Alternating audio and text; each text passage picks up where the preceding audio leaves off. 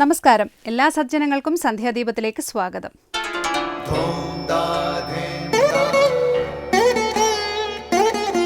ശുഭം ഭവതു കല്യാണമായുസാരോഗ്യവർദ്ധനം സർവദുഃഖ വിനാശായ സന്ധ്യാദീപം നമോസ്തുതേ. നാമം ജപായനം പുണ്യം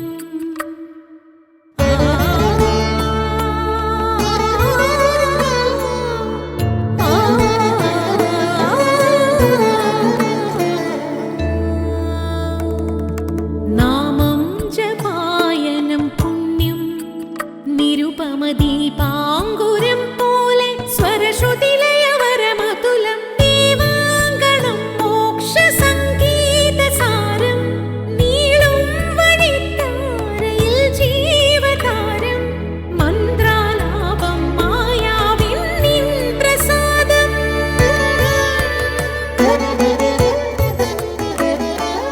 ഇരുൾ നീങ്ങിയുണരുന്ന തെളിനാളദീപം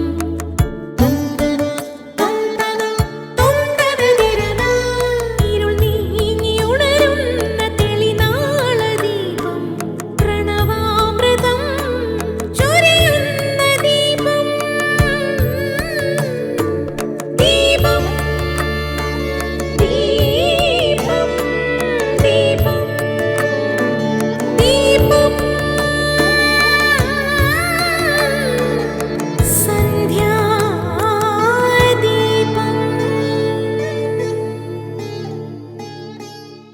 മന ഏവം മനുഷ്യാണാം കാരണം ബന്ധുമോക്ഷയോ.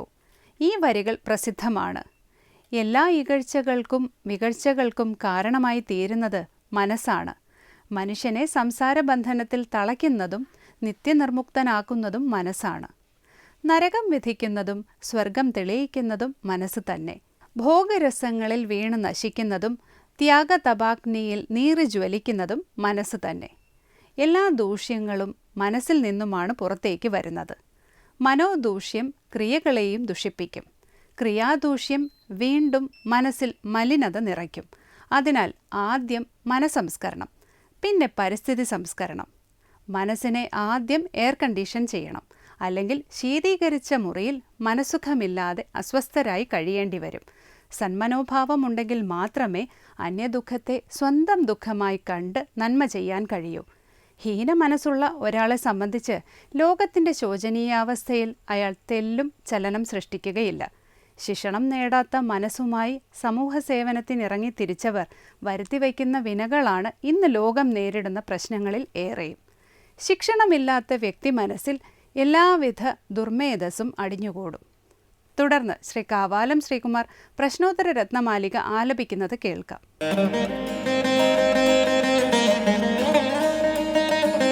को ब्राह्मणैरुपास्यो गायत्र्यर्काग्निगोचर शम्भुः गायत्र्यामादित्ये चाग्नौ शम्भौ च किं नु तत्तत्त्वम् को ब्राह्मणैरुपास्यो गायत्र्यर्काग्निगोचर शम्भुः गायत्र्यामादित्ये चाग्नौ शम्भौ च किं नु तत्तत्त्वम्.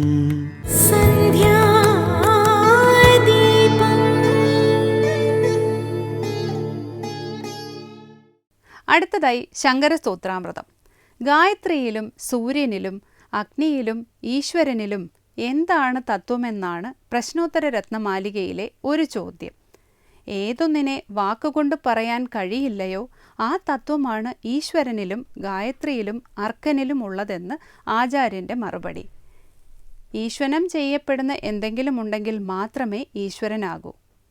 ഇതിനെക്കുറിച്ച് കൂടുതൽ വ്യാഖ്യാനിക്കുകയാണ് സ്വാമി ചിദാനന്ദപുരി ഇന്ന് ശങ്കര സ്തോത്രാമൃതത്തിൽ.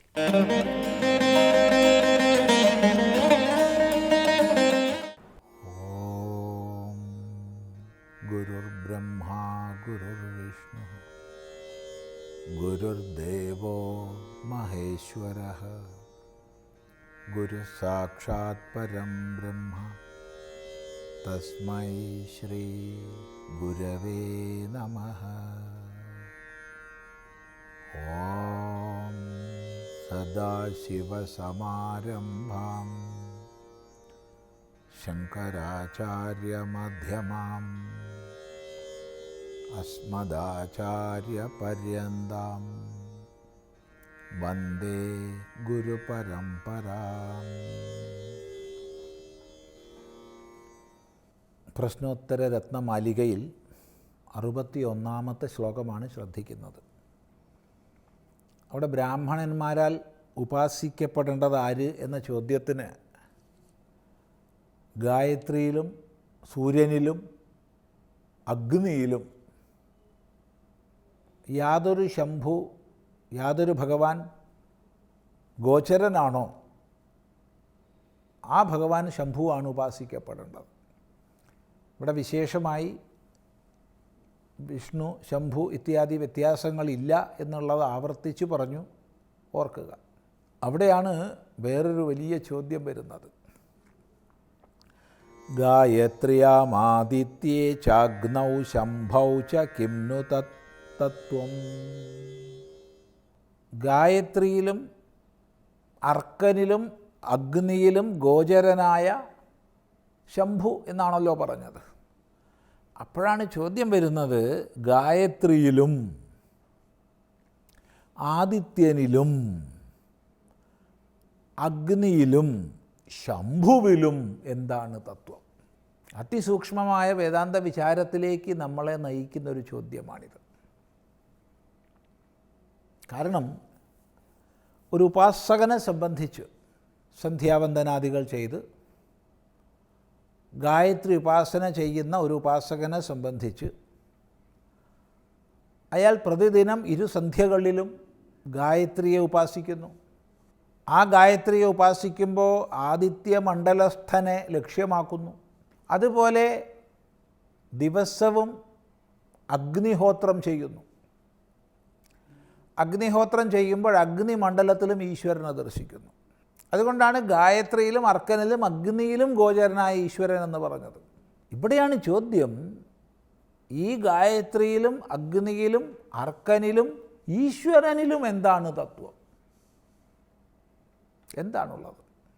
കിം, ഈശ്വരനിൽ എന്താണുള്ളതെന്ന് ചോദിക്കേണ്ടതുണ്ടോ? ഈശ്വരൻ തന്നെ പരമമല്ലേ എന്ന് ചോദ്യം വരാം. പരമമായതിൽ പിന്നെ എന്ത് എന്ന് ചോദ്യമില്ല. ആണെങ്കിൽ അത് പരമമല്ല. അപ്പോൾ ഈശ്വരൻ പരമമല്ലേ എന്നിരിക്കെ ഈശ്വരനിൽ എന്തെന്നുള്ള ചോദ്യം വരുന്നുണ്ടോ എന്ന് നമുക്ക് സംശയം വരാം. മറുപടി, ഈശ്വരൻ ഈശനം ചെയ്യുന്നവനാണ്. സൃഷ്ടി, സ്ഥിതി, സംഹാരം തുടങ്ങിയ എല്ലാ വ്യവഹാരങ്ങൾക്കും അധീശനാണ്. അങ്ങനെ വരുമ്പോൾ സൃഷ്ടിയാദി ക്രിയകളുടെ അപേക്ഷയിൽ അഥവാ സ്രഷ്ടമായ ജഗത്തിൻ്റെ അപേക്ഷയിൽ അവിടെയാണ് ഈശ്വരൻ വരുന്നത്. ഈശനം ചെയ്യപ്പെടുന്ന എന്തെങ്കിലും ഒന്നുണ്ടെങ്കിലേ ഈശ്വരനാവും. കുട്ടിയുള്ള അച്ഛൻ എന്ന് പറയേണ്ട ആവശ്യമില്ല. അച്ഛൻ എന്ന് പറഞ്ഞാൽ കുട്ടി ഉണ്ടായിട്ടുണ്ട്. കുട്ടി ഇപ്പോൾ ജീവനോടുണ്ടെങ്കിലും കൊള്ളാം, ഇല്ലെങ്കിലും കൊള്ളാം. കുട്ടി ഉണ്ടായിട്ടുണ്ടെങ്കിലേ അച്ഛൻ എന്ന് പറയൂ, അല്ലെങ്കിൽ അച്ഛൻ എന്ന് പറയില്ല. ഈശ്വരൻ എന്ന് പറയുമ്പോൾ ഈശനം ചെയ്യപ്പെടുന്ന ജഗത്തുണ്ട്. അപ്പോൾ ഈശ്വരൻ എന്ന് പറയുന്നതും ആത്യന്തികമല്ല. ഇത് ചിന്തിക്കുമ്പോഴാണ് വേദാന്തശാസ്ത്രം നമ്മളോട് ഉപദേശിക്കുന്നത്, പരമമായ സത്യസ്വരൂപൻ്റെ, പരമാത്മാവിൻ്റെ ശുദ്ധ സത്വപ്രധാനയായ മായയോട് ചേർന്നുള്ള, മായോപാധിയോട് ചേർന്നുള്ള ഭാവമാണ് ഈശ്വരൻ എന്നത്. അതേ പരമാത്മാവിൻ്റെ മലിനസത്വയായ അവിദ്യയോട് ചേർന്നുള്ള ഭാവമാണ് ജീവൻ എന്നുള്ളത്. ജീവനും ഈശ്വരനുള്ള വ്യത്യാസം എന്ന് പറഞ്ഞാൽ മായ, അവിദ്യ എന്നീ ഉപാധികളുടെ, കുപ്പായങ്ങളുടെ വ്യത്യാസമാണ്. പരമാർത്ഥ ചൈതന്യം ഏകമാണ്, അദ്വിതീയമാണ്. അപ്പോൾ ഈശ്വരനും മായോപാധികനാണ്. മായോപാധികൻ പരമമല്ല. അത് വെച്ചുകൊണ്ടാണ് ചോദിക്കുന്നത്, ഈശ്വരനിലും എന്താണുള്ളത്? അപ്പോൾ ഗായത്രിയാം അഗ്നൗ അർക്കേ ഈശ്വരേ ച ശംഭൗ ച കിം? അതിന് മറുപടി തത് തത്വം, ആ തത്വം.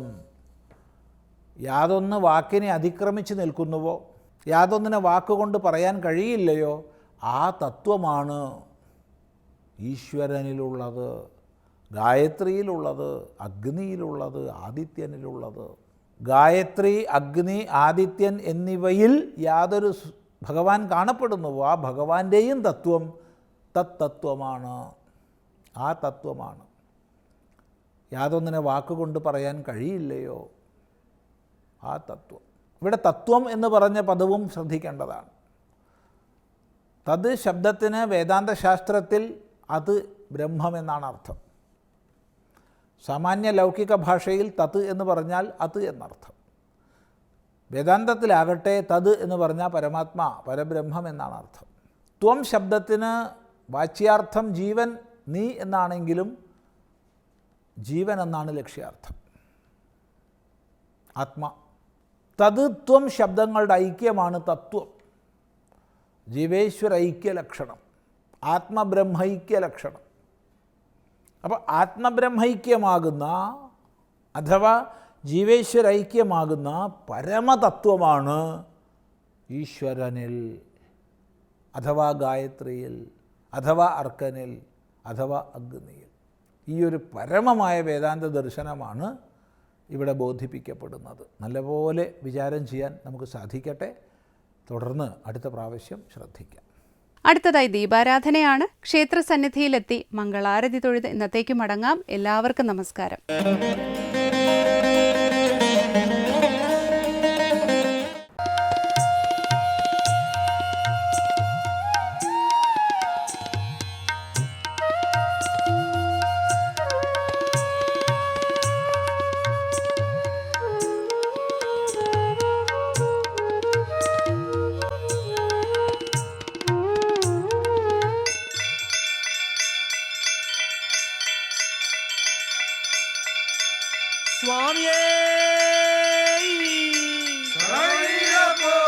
ഹരിഹര സുതനേ, ഹരിഹര സുതൻ ആനന്ദചിത്തനയ്യനയ്യപ്പ സ്വാമിയേ ശരണമയ്യപ്പോ.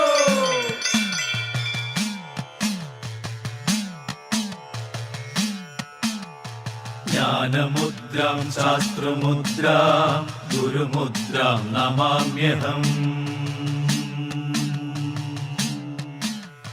വനമുദ്രാം ശുദ്ധമുദ്രാം രുദ്രമുദ്രാം നമാമ്യഹം. ശാന്തമുദ്രാം സത്യമുദ്രാം വ്രതമുദ്രാം നമാമ്യഹം. ശബര്യാശ്രമ സത്യേന മുദ്രാ പാതു സദാപി മേ.